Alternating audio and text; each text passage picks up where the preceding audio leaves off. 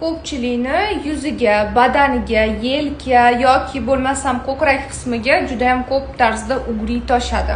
Bu o'zi aslida ichaklarda ovqat yaxshi hazm bo'lmasligidan kelib chiqadi. Mana siz ichki tomonlama qabziyatni yo'qotsangiz, tashqi taraflama toshgan ugrilarni nima bilan yo'qotish mumkin? Birinchi navbatda ishonchli bo'lgan brendlarni ko'rsatmoqchiman. Birinchidan La Roche'ni mana bu ham yuzdagi, ham badandagi ugrilarni ketkizuvchi gelidan foydalanib ko'rishni tavsiya qilaman.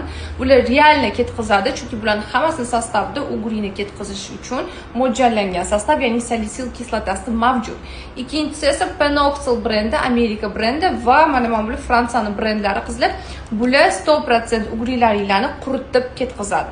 Realni ketkizadi, siz effektini bir haftaga qolmay bilishingiz mumkin. Lekin bularni albatta namlantiruvchi losyon va namlantiruvchi kremlar ishlatish kerak.